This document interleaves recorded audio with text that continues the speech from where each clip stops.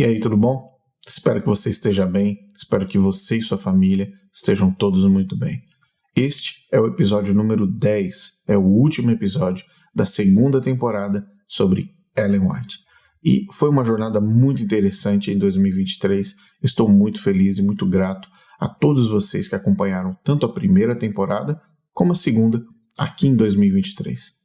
Nós cruzamos a barreira de 1 milhão de visualizações em menos de um ano e eu estou muito feliz por isso. Eu queria destacar aqui minha gratidão principalmente a Deus, a minha família e a todos vocês que têm acompanhado, engajado, compartilhado, comentado todos os vídeos do canal para que possamos. Muito obrigado. Muito obrigado a todos vocês que sempre comentam, sempre compartilham e eu quero fazer um vídeo de agradecimento no final do ano, mais próximo ali da virada para 2024, destacando todos vocês. Mais uma vez, meu muito obrigado. Bom, o episódio número 10 é especificamente voltado para o ponto mais crítico que eu acredito em toda a história de Ellen White. Como você sabe, Ellen White afirmava que tinha um poder sobrenatural de conversar com Deus e visitar lugares através de visões e principalmente ter acompanhado a ela uma entidade chamada de anjo acompanhante. Sem contar, é claro, ouvir a voz de Deus, ouvir a voz de Cristo, coisas do gênero que você aprendeu nessa segunda temporada. Mas o pior de tudo com relação a Ellen White, na minha opinião, é especificamente o ângulo e a perspectiva de como ela via Jesus Cristo. E uma das coisas que eu quero destacar nesse último episódio da segunda temporada é a compreensão e a visão que Ellen White tinha sobre Jesus Cristo.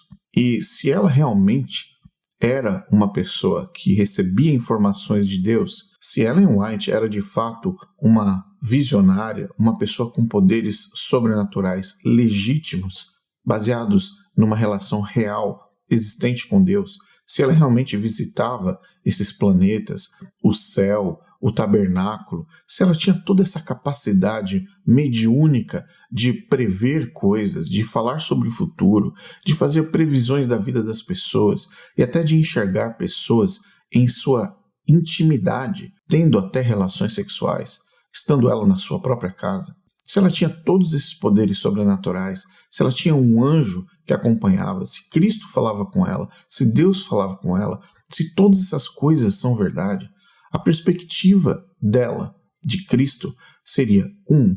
Inalterável, 2. 100% correta e 3. Alinhada com as Escrituras. E uma das coisas que nós sabemos, através de todo esse estudo do ano de 2023, é que Ellen White tinha uma visão completamente distorcida da graça, do sacrifício de Cristo e principalmente da pessoa de Jesus Cristo. Muito bem, esse episódio vai apresentar como um fechamento o ponto mais crítico de como Ellen White apresentava Jesus Cristo. E é claro que, por interesses diversos, que você vai aprender na terceira temporada, Ellen White foi alterando aos poucos a sua perspectiva de Jesus Cristo para que ela pudesse receber menos pressão, menos críticas e se alinhar um pouco mais com o mundo da perspectiva de Cristo mais evangélica e protestante. Ela fez isso, óbvio, mas nós precisamos entender que um profeta de Deus que apresenta o tal do grande conflito deveria ter uma perspectiva ampla, correta e perfeita sobre quem Jesus Cristo é. E esse é um grande ponto que você precisa entender antes de começar a assistir esse episódio.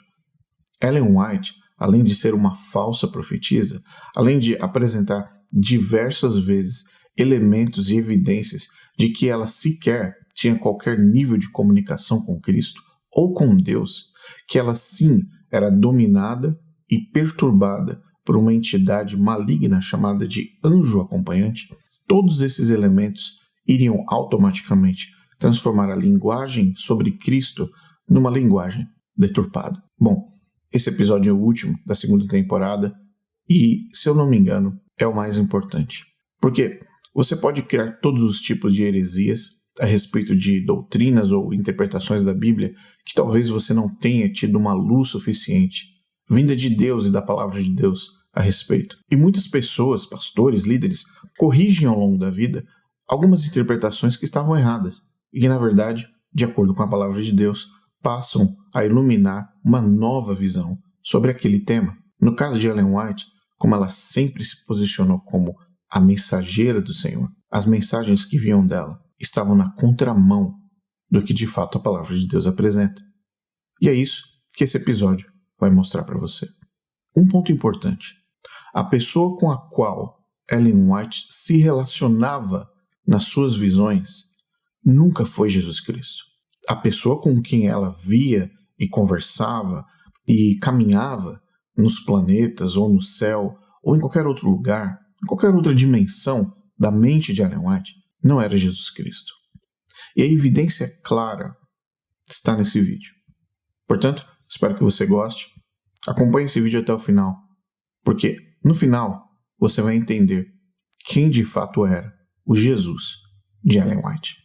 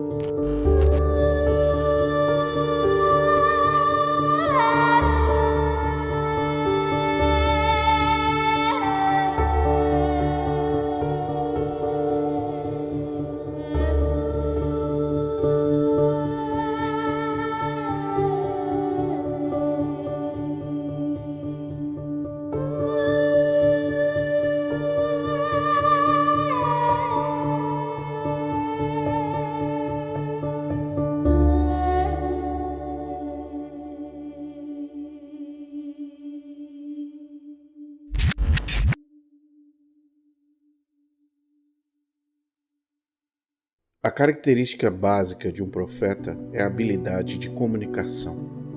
Para ser um profeta, você obrigatoriamente precisa saber se comunicar em esferas diversas. Primeiramente, um profeta recebe a mensagem. Esse é o estado passivo, onde o mensageiro apenas escuta ou visualiza a informação. Num segundo momento, se inicia a transmissão da informação recebida. Essa é a parte ativa.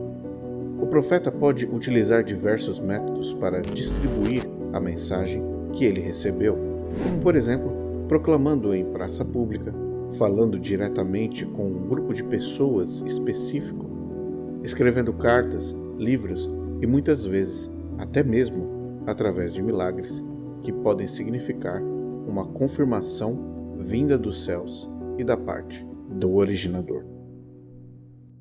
Uma das vantagens claras de ser um profeta legítimo de Deus é a certeza de que Deus, o originador da mensagem, nunca muda. Deus sempre foi, Deus é e sempre será. Ele é eterno e ele tem domínio sobre tudo e todos. O profeta Malaquias, que foi um profeta legítimo, diga-se de passagem, mandou um recado direto de Deus afirmando isso. Porque eu, o Senhor, não mudo. Por isso vós, os filhos de Jacó, não sois consumidos. Malaquias 3:6. O apóstolo Tiago disse a mesma coisa de uma forma ainda mais profunda. Toda boa dádiva e todo dom perfeito vem do alto, descendo do Pai das luzes, em quem não há mudança nem sombra de variação. Tiago 1:17. E o autor de Hebreus apresenta Cristo como o Deus imutável.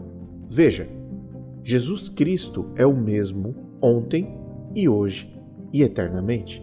Hebreus 13, versículo 8. Lembre-se, ontem, hoje e eternamente. Mais uma vez, ontem, hoje e eternamente. O mesmo Cristo de ontem é o mesmo Cristo de hoje e será o mesmo Cristo de amanhã. Tanto os profetas legítimos e até mesmo eu e você podemos ouvir e conhecer a voz de Cristo em nossos corações e mentes. Veja o que Jesus disse: as minhas ovelhas ouvem a minha voz, e eu as conheço, e elas me seguem. João 10:27. Cristo é o eterno, que nunca mudou e nunca irá mudar, O caráter de Deus, a sua bondade, amor e justiça são e sempre serão eternos. Portanto, todos os profetas legítimos que receberam uma mensagem vinda de Deus nunca representariam Deus e Cristo de uma forma indevida ou algo que eles não eram. A identidade de Cristo nunca foi alterada por um profeta de verdade. No entanto, às vezes, até mesmo os profetas tinham dificuldade de compreender a mensagem enviada, como por exemplo o próprio profeta Daniel, que reconheceu que a mensagem que havia sido enviada a ele era difícil de entender, você se lembra? Desejando eu, Daniel, conhecer claramente o sentido da visão, eis que se apresentou diante de mim como a semelhança de um homem. E eu ouvi uma voz de homem entre as margens do Ulai, a qual gritou e disse: Gabriel, dá a entender a este a visão. Daniel 7, de 15 a 16. Mesmo com dificuldades de entender, Daniel nunca cogitou a possibilidade de que o originador da mensagem não fosse verdadeiramente Deus. Ele sabia de onde a mensagem estava vindo. A função primária de um profeta é de ser o locutor de Deus, aquele que dá a voz humana ou a tinta sobre o papel para que eu e você possamos entender o que Cristo deseja. Um filho, ele sempre reconhece a voz da sua mãe e do seu pai. Não importa se no meio de um supermercado, de uma feira de rua ou de um estádio. Se você ouvir a voz da sua mãe ou do seu pai, você irá imediatamente reconhecer. Pais reconhecem a voz dos seus filhos em qualquer lugar. Apesar de ser um exemplo simples, ele nos ajuda a compreender por completo essa capacidade relacional entre um profeta legítimo e Jesus Cristo, aquele, novamente, que nunca muda, o mesmo de ontem, hoje e amanhã. Mas quando precisamos lidar com os falsos profetas, as coisas ficam um pouco mais complicadas e não existe melhor exemplo de um falso profeta do que Ellen White. Muitos adventistas do sétimo dia encaram Ellen White como infalível. Outros reconhecem que os escritos oficiais dela são além de inerrantes, são 100% perfeitos e imunes a erros. Mas desde o avanço da internet, milhões de adventistas em todo o mundo têm pesquisado a fundo a respeito do que ela escreveu, durante todo o ministério dela, onde ela mesma alegou ser a suposta mensageira do Senhor. O primeiro questionamento que qualquer adventista deve fazer é se de fato Ellen White sabia de quem ela estava recebendo aquelas mensagens que no futuro foram publicadas e oficializadas pela Igreja Adventista do Sétimo Dia. A mesma organização internacional adventista simplesmente acredita em absolutamente tudo o que Ellen White escreveu e por mais de 150 anos continua a colocar todos os adventistas do mundo abaixo da autoridade dessa suposta profetisa. Preste atenção e veja como a Igreja Adventista define Ellen White. Nós, adventistas, acreditamos que esse dom se cumpriu na pessoa de Ellen G. White. Isto pelo fato da cofundadora da Igreja Adventista do Sétimo Dia ter as características de uma verdadeira mensageira e profetisa de Deus. Ter as características de uma verdadeira mensageira e profetisa de Deus. Crença fundamental número 18, falando do dom de profecia. Um dos dons do Espírito Santo é a profecia. Este dom é uma marca distintiva da Igreja Remanescente. Note que logo no início dessa crença, a Igreja Adventista define que o dom do Espírito Santo e de profecia pertencem a um grupo chamado remanescente, ou Igreja Remanescente. Essa afirmação automaticamente exclui aqueles que não são remanescentes de receberem o mesmo dom. Vamos continuar. E foi manifestado no ministério de Ellen White. Note que nesse ponto da crença 18, a organização afirma que o espírito de profecia foi manifestado no ministério de Ellen White. Em outras palavras, os seus livros. Mas a crença continua. Seus escritos são uma contínua e autorizada fonte de verdade e proporcionam conforto, orientação, instrução e correção à igreja. No meio dessa crença, esse trecho eleva ainda mais os escritos de Ellen White, dando a ela autoridade para orientação, instrução e correção. Esses 3 itens extrapolam o primeiro, definido como conforto, apresentando de forma clara que existem 4 funções do suposto espírito de profecia de Ellen White, sendo que 3 deles para determinar como os adventistas devem viver e serem corrigidos, e apenas um com o objetivo de confortar. O texto da crença finaliza dizendo: eles, no caso os escritos de Ellen White, também tornam claro que a Bíblia é a norma pela qual todos os ensinamentos e experiências devem ser testados. Apenas e somente na parte final do texto, a Bíblia é finalmente mencionada como reguladora, o que, na verdade, deveria ter sido citado no início da crença 18 e não no final, pois, vamos combinar, a Bíblia supostamente deveria ser maior do que Ellen White. Mas como dissemos anteriormente, até o presente momento, a Igreja Adventista não reconhece que os escritos de Ellen White possuem diversos erros e transformam os escritos dela em infalíveis, ao contrário da forma como a Igreja Adventista reconhece a própria Bíblia. Não existe nenhum pastor ativo na organização que listará todos os erros de Ellen White em sua própria literatura, seja no contexto comparativo com a Bíblia, como também em suas profecias falsas, falhas e todos os textos erráticos. A crença 18 da Igreja Adventista do Sétimo Dia é clara e transparente, dizendo que são os escritos de Ellen White que são a base para a vida do adventista. Mas o que foi que Ellen White disse sobre ela mesma e os seus próprios escritos? Por acaso, a opinião dela se alinha com a visão da organização? Veja o que Ellen White disse. Esses livros contêm verdades claras, diretas e inalteráveis, e certamente devem ser valorizadas. As instruções que contêm não são de origem humana. Eu não escrevo um artigo no jornal expressando apenas minhas próprias ideias. São aquelas que Deus me revelou em visão, os preciosos raios de luz que brilham do trono. Durante a noite, o Senhor me dá instruções por meio de símbolos e em seguida explica o significado deles. Ele me dá a palavra e eu não posso recusar em transmiti-la ao povo. Portanto, essa é a maneira como Ellen White deseja que você entenda quem é o autor de seus escritos. Isso torna difícil para as pessoas de hoje confrontarem as heresias de Ellen White. O medo em relação a Ellen White é maior do que, de fato, regular o que ela escreveu, baseando-se única e exclusivamente na Bíblia, como justamente a crença número 18 sugeriu há pouco.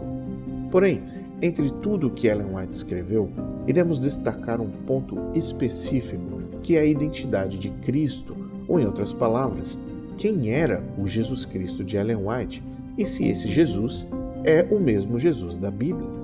Portanto, sente-se, procure sua melhor posição e venha comigo trafegar pela mente de Ellen White, identificar quem era o ser que ela viu e por que adventistas do mundo todo precisam, no século XXI, compreender a verdadeira face do originador dos escritos de Ellen White.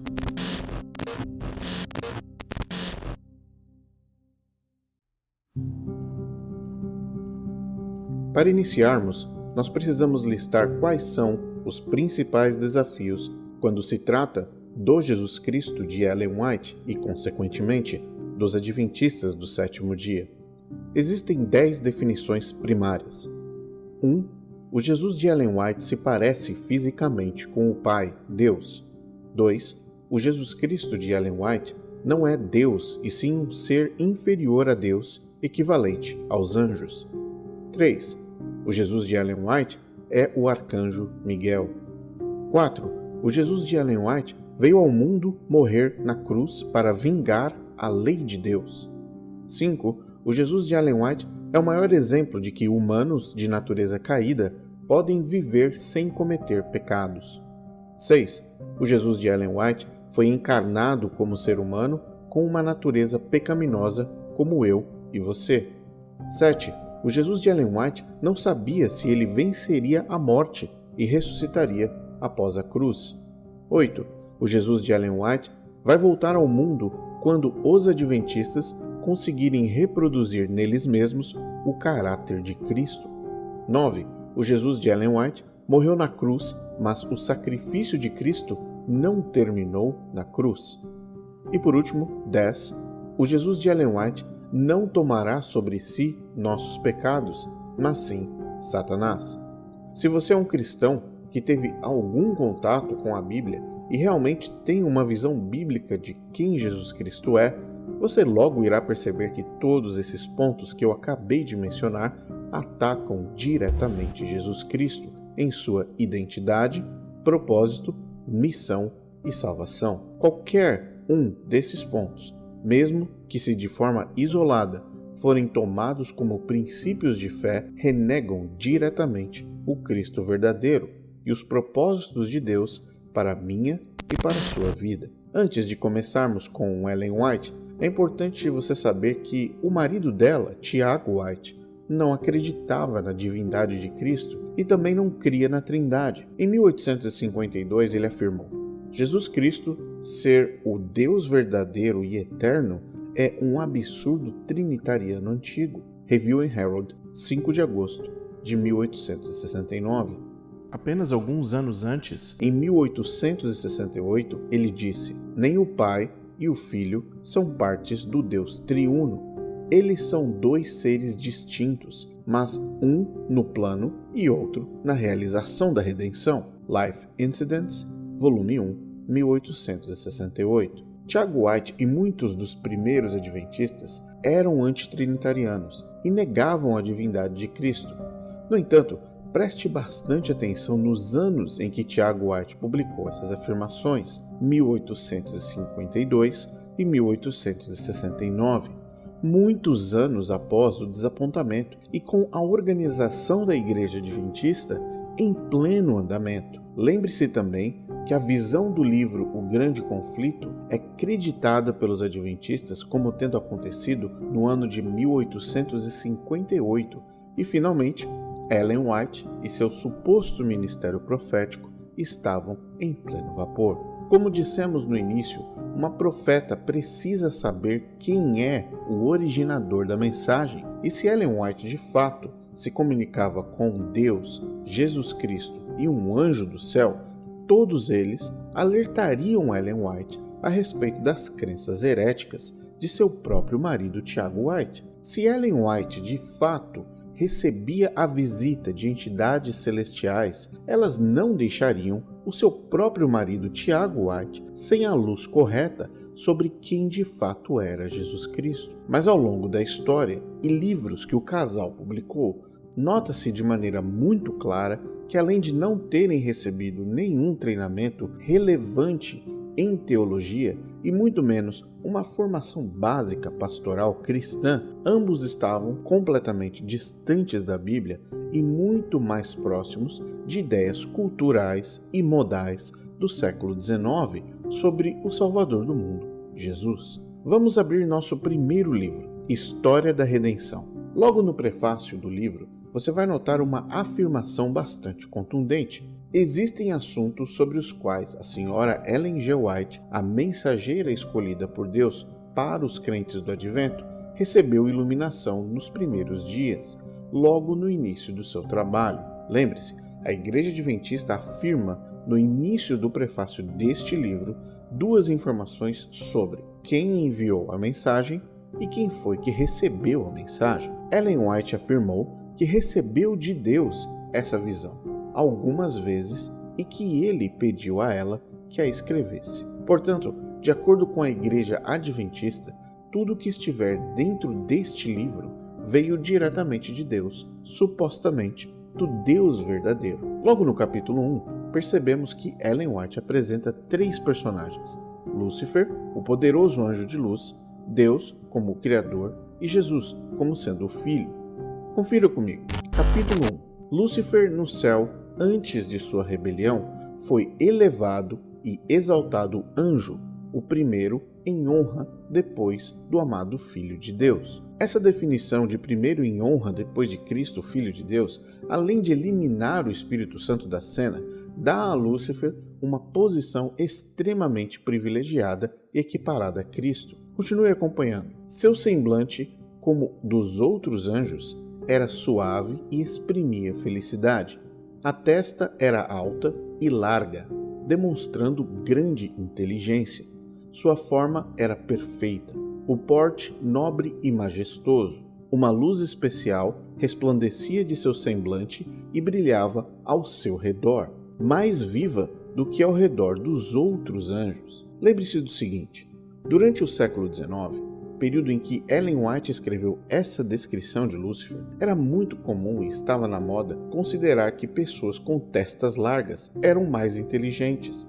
No mesmo período, a frenologia foi uma teoria pseudocientífica que ganhou popularidade no século XIX com a nova proposta de que traços específicos de personalidade, inteligência e habilidades mentais estavam localizados em áreas específicas do cérebro, e esses poderiam ser identificados examinando a forma e as saliências do crânio de um indivíduo. John Gaspar Spurzheim, um proeminente frenologista, escreveu extensivamente sobre o assunto da relação da testa e aspectos físicos com o grau de inteligência. No livro As Aventuras de Sherlock Holmes, de Arthur Conan Doyle, Sherlock Holmes, embora fosse um personagem fictício, era frequentemente descrito como tendo uma testa grande e proeminente, enfatizando sua habilidade intelectual.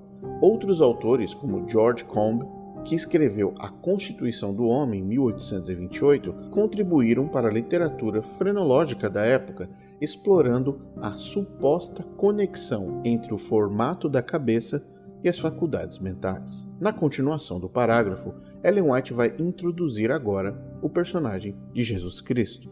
Veja: todavia Cristo, o amado Filho de Deus, tinha preeminência sobre toda a hoste angelical. Ele era um com o Pai, antes que os anjos fossem criados. Lúcifer invejou a Cristo e gradualmente pretendia o comando que pertencia a Cristo unicamente.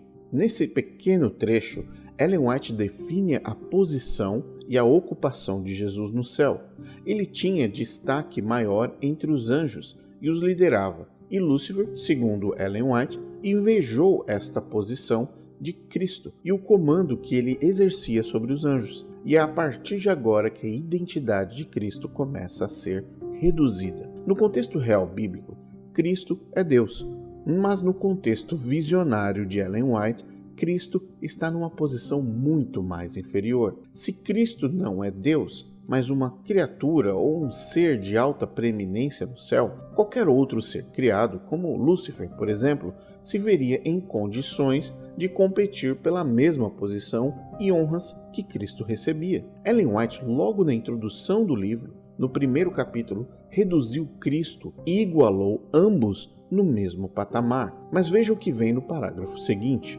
O grande Criador convocou as hostes celestiais para, na presença de todos os anjos, conferir honra especial ao seu Filho. Ellen White remove todas as nossas dúvidas nesse trecho, quando ela afirma que Jesus Cristo não possuía honra especial e que Deus, o Pai, sim, Ele, havia decidido dar a Jesus, perante todos os anjos, essa tal chamada honra. Continue.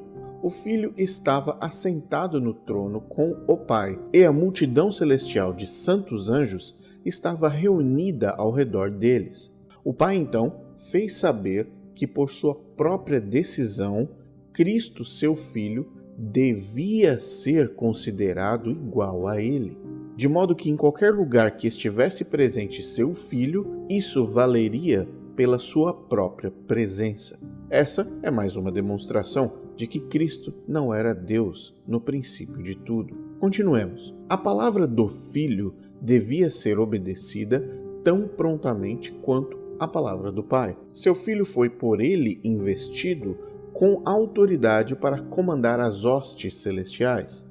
Especialmente, devia seu Filho trabalhar em união com ele no projeto da criação da terra e de cada ser vivente que devia existir sobre ela. O Filho levaria a cabo sua vontade e seus propósitos, mas nada faria por si mesmo. A vontade do Pai seria realizada nele. Novamente, Ellen White reduziu Cristo Jesus, o Salvador do universo, Deus eterno, a um ser menor que Deus, um honrado líder angélico que, por uma ocasião especial, faria parte da criação do planeta Terra. Cristo até poderia ter vontades e propósitos, mas não seria capaz de fazer nada por conta própria, somente se o Pai assim o quisesse. Ellen White continua o texto afirmando que Lúcifer estava com ciúmes de Jesus e que o acesso ao conselho da criação do mundo havia sido negado a Lúcifer. Mais à frente, na página 23, Ellen White reafirma que Cristo não era Deus, indo diretamente contra o que a Bíblia expressa de forma clara. No segmento intitulado Satanás procura reintegração, Ellen White revela a suposta visão que ela teve. Leia comigo. Satanás treme ao contemplar a sua obra. Ele está sozinho, meditando sobre o passado, o presente e o futuro de seus planos. Um anjo do céu está passando. Ele o chama e suplica uma entrevista com Cristo. Isto lhe é concedido. Então, relata ao Filho de Deus que está arrependido de sua rebelião e deseja voltar ao favor divino. Está disposto a tomar o lugar que previamente Deus lhe designara e sujeitar-se ao seu sábio comando. Cristo chorou ante o infortúnio de Satanás, mas disse-lhe, com o pensamento de Deus, que ele jamais poderia ser recebido no céu. Ellen White, além de escrever um conto de fábulas completamente fictício e humilhante ao nome de Jesus Cristo, ela cria uma cena em que Satanás se arrepende do pecado cometido, que Jesus chora e se solidariza frente a frente com Satanás. E no final, ela destrói a autoridade e o caráter de Cristo, dizendo que Jesus negou aceitar Satanás de volta sob a influência do pensamento de Deus, o que nos leva a alguns parágrafos atrás, onde ela mesma afirmou que Cristo não poderia fazer nada por conta própria, mas apenas o que Deus quisesse que fosse feito. Jesus estava triste, chorando com Satanás, mas Cristo não respondeu ao diabo por conta própria.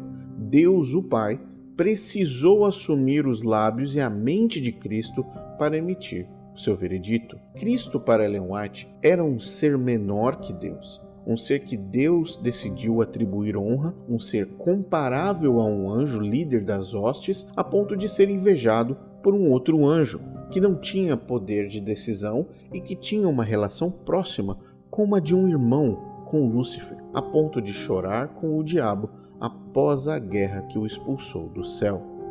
E tudo isso foi, segundo a Igreja Adventista do Sétimo Dia, enviado por Deus a uma visionária vitoriana do século XIX, considerada até hoje uma profetisa. Até o dia da publicação deste vídeo, nenhum pastor adventista do sétimo dia veio a público refutar as afirmações apresentadas por Ellen White sobre a identidade pré-criação do mundo de Jesus Cristo.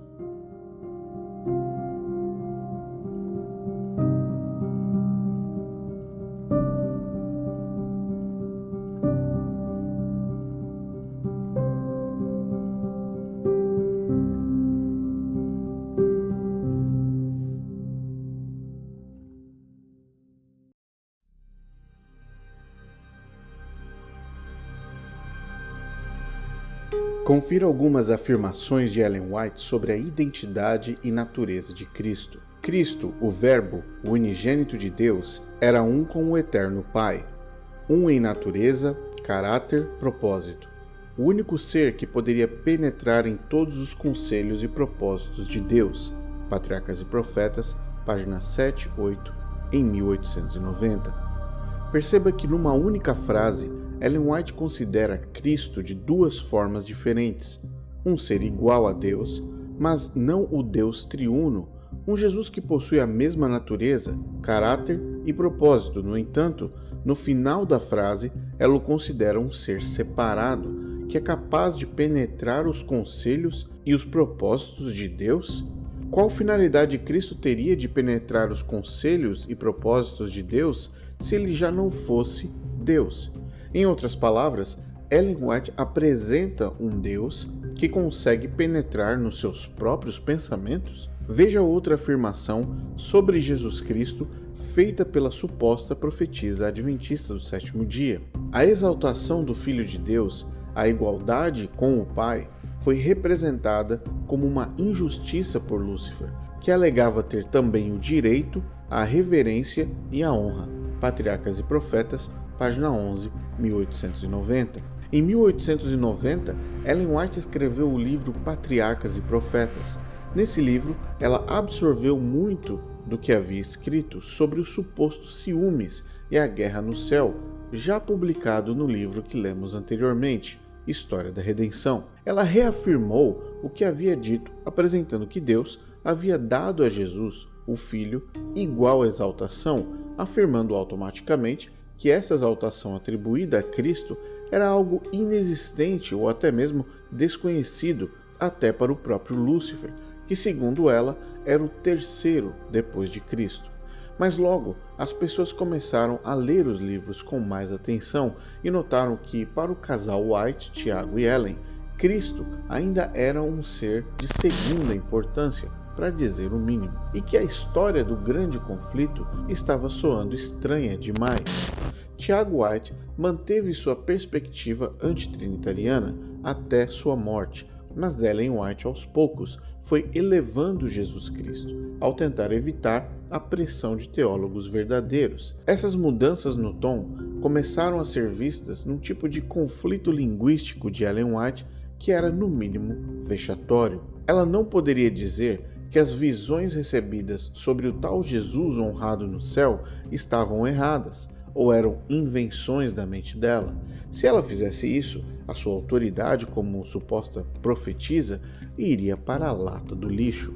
Foi então que ela começou a reexplicar suas visões, ou reinterpretar as visões dela mesma nos livros seguintes e também nos jornais do marido. Veja Ellen White comentando e, indiretamente, respondendo às críticas de suas visões arianas. O Redentor do mundo possuía uma natureza superior à angelical. No entanto, unidas à sua majestade divina estavam a mansidão e a humildade que atraíam a todos para si. The Review and Herald, 14 de abril de 1896.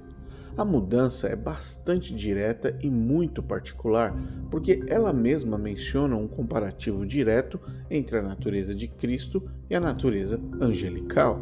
Mas logo, essa defesa sofreria ataques da própria Ellen White, que passou a desenvolver um transtorno literário dissociativo de identidade, onde num momento ela afirma uma coisa e num outro momento ela afirma outra. A divindade de Cristo é a certeza de vida eterna para o crente. Desejado de todas as nações, página 461. Unicamente aquele que é um com Deus podia dizer: tenho poder para dar a vida e poder para tornar a tomá-la. João 10:18. Em sua divindade, diz Ellen White, possuía Cristo o poder de quebrar as algemas da morte. O Desejado de Todas as Nações, página 690. O ano era 1898. É claro que Ellen White precisava mudar seu discurso sobre quem Cristo era, mesmo que isso fosse já no final da sua vida e principalmente após a morte do seu marido. Foi apenas depois que Tiago White morreu que ela conseguiu de uma vez por todas adaptar a sua perspectiva de Jesus com mais facilidade e liberdade e se adequar à norma evangélica das igrejas metodistas, presbiterianas, batistas, de que sim, Cristo é de fato Deus. No entanto, vale a pena salientar que o livro O Desejado de Todas as Nações foi plagiado em quase sua integralidade. Muitos pastores adventistas, até os dias de hoje, recomendam primeiramente esse livro como referência e primazia entre as obras de Ellen White, justamente porque é o livro que mais defende a divindade de Cristo. Existem mais de 88 referências a Cristo como Deus nessa obra, mas já é sabido e notório que Ellen White não é nem de perto a autora desse livro. Ou seja, o livro que mais apresenta Cristo como Deus não é de autoria de Ellen White, e sim uma obra plagiada. Isso revela que Deus estava usando uma falsa profetisa para resgatar a identidade perdida de Cristo através dos tempos no Adventismo do século XIX. E as pedras realmente falaram mais alto do que Ellen White nas páginas do Desejado de Todas as Nações. Walter Ray, em seu livro A Mentira Branca, Arthur Klein, Fred Veltman, o PhD Steve Daly, Warren C. Trenchard e muitos outros confirmaram em diversos estudos e análises que o Desejado de Todas as Nações é um compilado com fontes distantes das mãos e da mente de Ellen White. Mas o diabo, que inspira e usa falsos profetas como Ellen White, não deixaria que a identidade de Cristo passasse imune nessa nova fase. E no mesmo livro você encontra o diabo usando Ellen White e sua visão original sobre Cristo. Acompanhe comigo. Na página 690, Ellen White supostamente disse: em sua divindade, possuía Cristo o poder de quebrar as algemas da morte, o Desejado de Todas as Nações, página 690. Mas nas páginas 662 e 663, ela voltou a ser a Ellen White de sempre. Veja o que ela escreveu. Satanás torturava com cruéis tentações o coração de Jesus. O Salvador não podia enxergar para além dos portais do sepulcro. A esperança não lhe apresentava a saída da sepultura como vencedor, nem lhe falava da aceitação do sacrifício por parte do Pai. Temia que o pecado fosse tão ofensivo a Deus que sua separação houvesse de ser eterna.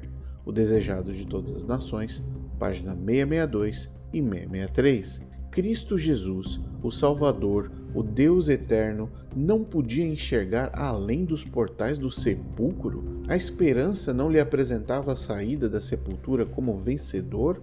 Cristo temia uma separação eterna do Pai? Que Jesus Cristo é esse que na página 690 possuía o poder de quebrar as algemas da morte, mas na página 662 não tinha mais esperança de vencer a sepultura? E mesmo que pareça algum tipo de dicotomia, é necessário fazer um exercício mental importante, afirmando uma coisa somente: Ellen White não deixou de ser ariana.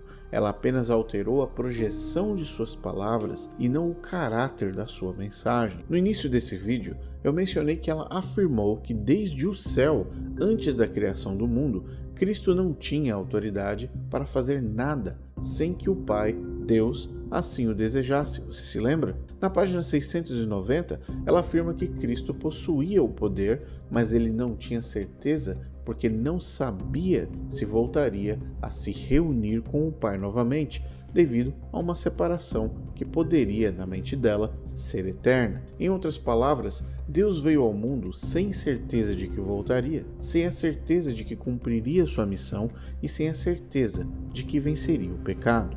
No mesmo livro, dois Jesuses, no mesmo livro, dois mundos diferentes. Um exemplo que pode simplificar a compreensão de como Ellen White sempre viu Jesus Cristo é essa. Imagine um pai que tem dois filhos, Jonatas e Daniel. Se o pai dos dois meninos chegasse e desse a Jonatas um presente realmente caro, fora de uma data especial como um aniversário, um presente bem caro, como, por exemplo, um super celular de última geração, dizendo: aqui está, filho. Daniel, o irmão, ficaria com um pouco de ciúmes, não ficaria?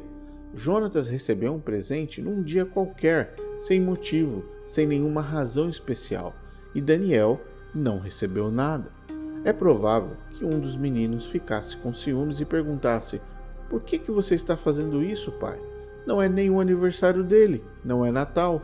Por que você está fazendo isso? Antes de Ellen White fazer essa aparente transição do arianismo para uma versão evangélica de Cristo, essa narrativa fazia todo sentido. Lúcifer ficou com ciúmes de Jesus porque ambos, na visão ariana de Ellen White, são anjos, ou seres iguais, similares, próximos. Por que Jesus está sendo exaltado? Eu quero ser exaltado também. Mas agora, Ellen White, precisa manter a falsa visão de décadas atrás e continuar vendendo seus livros. E uma mudança, é óbvio, se fazia necessária. Voltando à história do pai e dos garotos, vamos tomar um outro exemplo. Se o mesmo pai desse à sua esposa um presente realmente caro e bom, os dois meninos, Jonatas e Daniel, ficariam com ciúmes? É claro que não. É o papai dando um presente especial para a mamãe. Por exemplo, um carro. Eles poderiam dizer imediatamente: "Que legal, pai, um carro novo para a mamãe. Podemos andar nele? Parabéns, mamãe, pelo seu carro novo." Esse exemplo demonstra uma diferença muito grande na natureza dos dois indivíduos da história. Os dois meninos nunca ficariam com ciúmes da mãe por receber um presente do pai deles, porque a mãe está numa posição completamente diferente da posição ocupada pelos dois garotos. No mundo visionário de Ellen White, Deus, o pai, deu um presente para um dos filhos e o outro entrou em crise. Antes da sua mudança do arianismo para os plágios evangélicos, Ellen White, a ariana, via Deus como supremo e Cristo como criatura. No livro História da Redenção, Ellen White apresenta Deus honrando Jesus perante os anjos e dando a Jesus um status igual ao Pai. Após as críticas e pressão, ela altera a perspectiva de Cristo, trazendo Jesus para o lado do Pai, como um ser divino com as mesmas capacidades de Deus. E por fim, em algum momento, ela insere o Espírito Santo, mas sem a intensidade, apenas com a intencionalidade de ser vista de forma mais equilibrada com um cristianismo comum. Mas você deve estar se perguntando, de onde foi que Ellen White tirou essa proposta de guerra no céu, ciúmes de Lúcifer, Jesus e Lúcifer pertencentes a um mesmo tipo de criação e com responsabilidades similares? Bom, existem duas opções que podem ser exclusivas ou conjuntas. A primeira alternativa é o livro O Paraíso Perdido, de John Milton, escrito em 1667, um clássico mundial histórico que fazia parte das bibliotecas da maioria das pessoas e era uma referência. John Milton criou uma ficção não inspirada de um conflito entre Satanás, Deus e o homem. É um livro em formato de poemas. Historiadores e pesquisadores concordam que o grande conflito, a história da redenção e o desejado de todas as nações possuem a estrutura da história de John Milton. Ellen White foi questionada quando encontraram o livro de John Milton em sua biblioteca e ela disse que nunca havia lido o livro. Seu filho, W.C. White, disse em certa ocasião. O pastor Andrews disse: "Irmão White, você já leu O Paraíso Perdido de Milton?" "Não," ela respondeu. "Você leu alguma de suas escritas?" Novamente ela respondeu: "Não." Para uma análise ainda mais profunda, eu recomendo que vocês assistam a um vídeo chamado Ellen White plagiou John Milton e eu posso provar, uma resposta a Michelson Borges, do canal React Adventista, o melhor vídeo na internet sobre os plágios e um comparativo direto entre Ellen White e John Milton. Com certeza você vai gostar. Uma segunda alternativa, e uma das mais impressionantes, é a relação íntima de Ellen White com a visão dos Mormons, Igreja de Jesus Cristo dos Santos dos Últimos Dias, sobre a identidade e a natureza de Cristo. Assista a um trecho do vídeo oficial das crenças dos Mormons dos anos 70 e 80 e tire suas próprias conclusões. Joseph Smith e Ellen White tinham uma ligação familiar e é sabido e notório que a própria Ellen White copiava e plagiava as profecias e visões do profeta Mormon, como já dissemos num episódio completo nessa mesma temporada. Veja como os Mormons pregam o grande conflito e analise se os adventistas possuem similaridades relativas ao tal do conflito no céu. Mormonism teaches that trillions of planets scattered throughout the cosmos are ruled by countless gods who once were human like us. They say that long ago on one of these planets, to to an unidentified god and one of his goddess wives, a spirit child named Elohim was conceived. This spirit child was later born to human parents who gave him a physical body. Through obedience to Mormon teaching and death and resurrection, he proved himself worthy and was elevated to godhood as his father before him. Mormons believe that Elohim is their heavenly father and that he lives with his many goddess wives on a planet near a mysterious star called Kora. Here, the God of Mormonism and his wives, through endless celestial sex, produced billions of spirit children.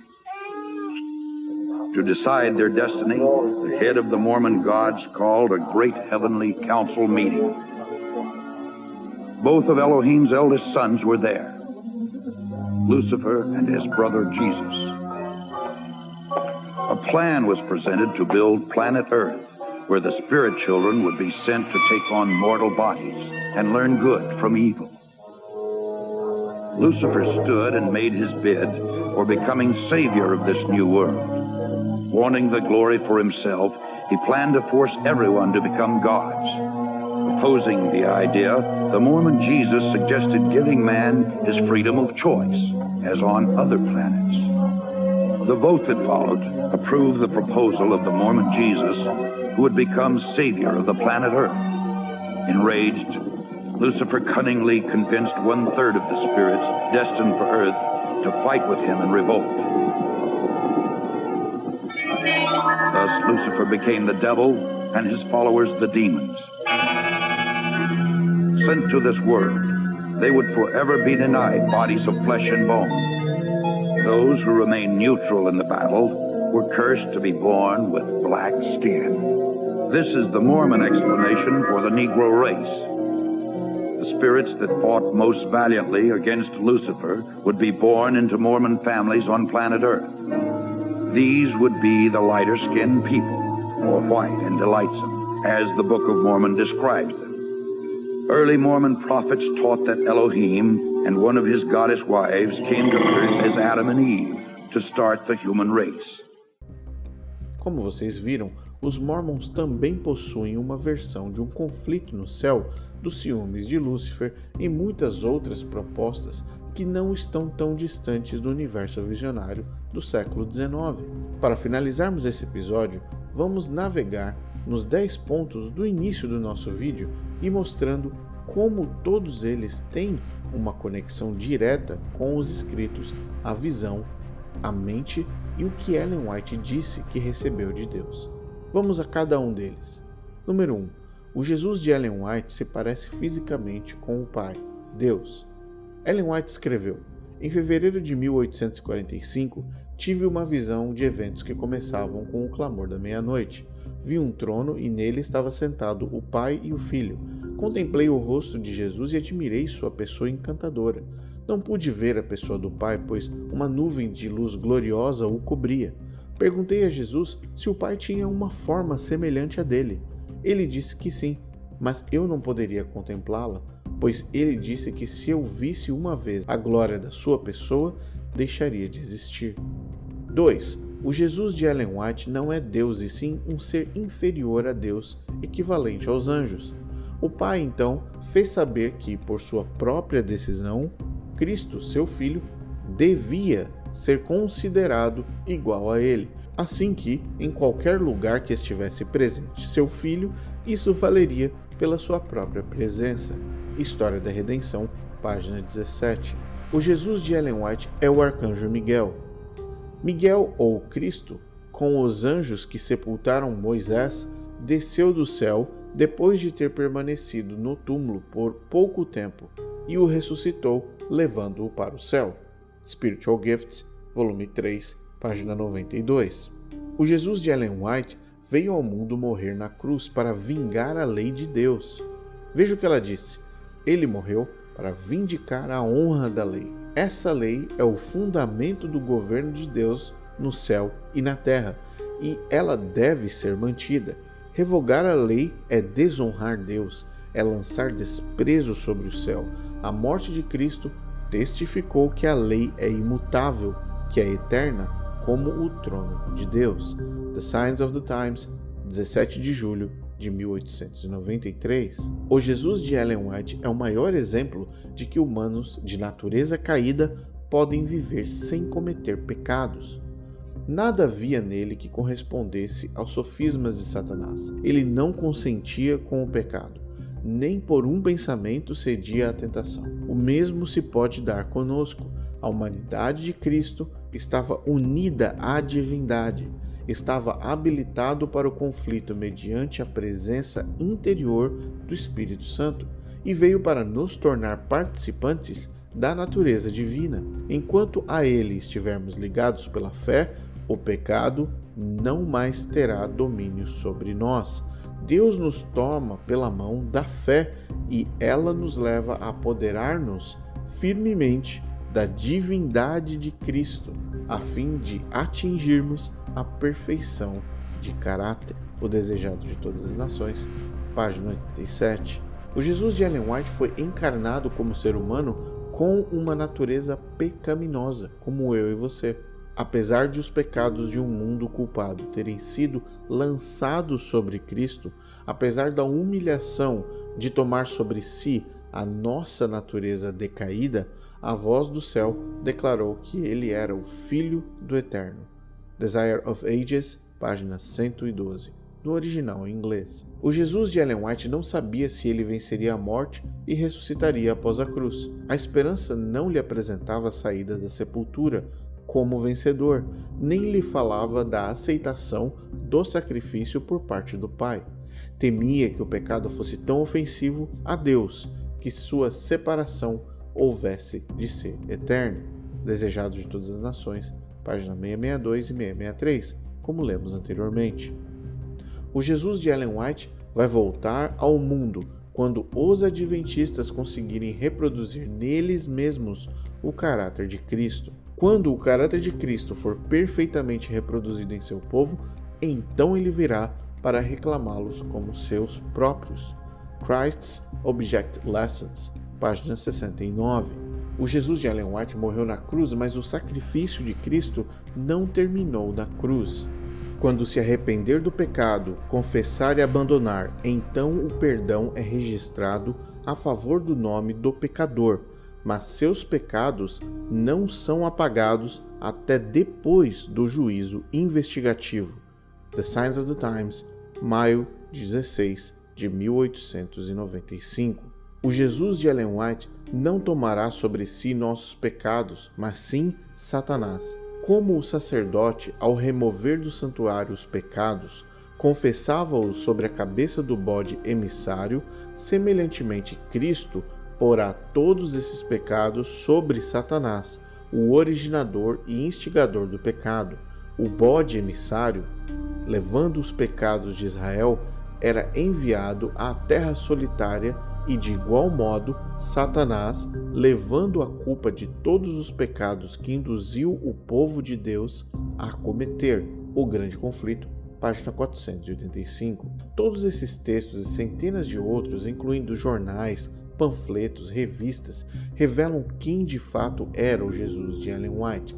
Um ser menor que Deus, um ser que foi considerado equivalente a Satanás, um ser que chorou com o diabo em consideração aos inimigos das almas, um ser que seu sacrifício não foi suficiente na cruz, um ser que não leva nossos pecados, mas sim Satanás, um ser que não sabia se iria ressuscitar e que poderia ficar perdido para sempre, um ser que é um arcanjo chamado Miguel, o que nos lembra diretamente de toda essa estrutura da história central de ciúmes de Satanás, um outro ser angelical. Ellen White recebeu essas mensagens de uma fonte que não era celestial, que não vinha dos céus ou da parte de Deus. Ellen White foi inspirada a escrever esses absurdos e utilizar elementos fictícios, alegando e mentindo que haviam vindo da parte do Espírito Santo. Mas agora você sabe o que ela escreveu e, principalmente, quem se comunicava com ela.